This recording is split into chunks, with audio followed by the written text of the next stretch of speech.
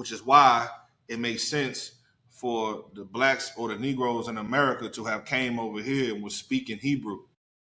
You know what I mean? So a lot of people like to think that when we was calling white people master, that we was speaking broken Hebrew for master, and we wasn't. You know what I'm saying? Like, that's Hebraic. That means oppressor. You know what I mean? Like, we was out here really speaking and knowing who we were until they whipped it out of us. I.e. that series Roots. Of course, they tried to make it seem like we were Africans calling ourselves African names, but we wasn't. We wasn't speaking no African tongues. We were over here when we came over here, and I'll show you also that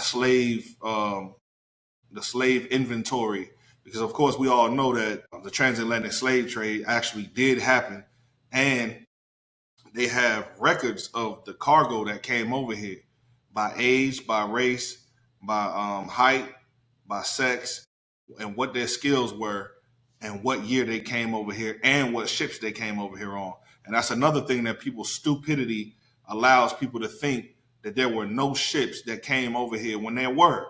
And just because you can't find them today doesn't mean that the records don't show the different ships that our ancestors came over here on.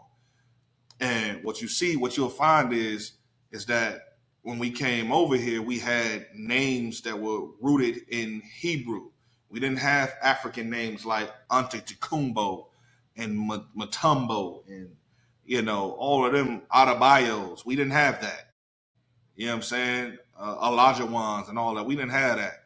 We had Hebraic names like Benayah, Alayah. All of those names had Yah in the name. So why is it that African people that you think are African got names that have the word Yah in it? And everybody knows that the Israelites do that. And you can look that up in the Bible as you read all of these different names of the books of the Bible.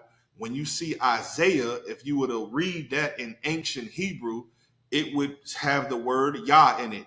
If you look at Elijah, Jah, or whatever, that would, in the ancient Hebrew, would have the name Yah in it. Jeremiah would have the name Yah in it. So many different names. And that's the Israelite culture and the tongue that we were speaking, because we had all of that stuff on the west coast of Africa. See, what white people want you to think is that you were the Aborigines here in America, when that's not true. But the Aborigines here in America were of black people. They were Negroes, but just different types of Negroes. And once you start dissecting, the accepted history, then you'll find out that they classified us all as Negro. You can go back to Acts chapter 13:1. We were all called Negroes. So what's the difference between a Mexican being called a Negro, a Native Indian being called a Negro, Seminole Indian being called a Negro, the Argentinian people were called Negroes, the people from Peru was called Negroes. How about the Caribbean islands? They were all called Negroes, but they weren't called anything else. And on the west coast of Africa, the tribes of Benjamin and the tribes of Judah and some of the half tribes of Levi were also called Negroes. We were all called Negroes, and that's the classification you want to look for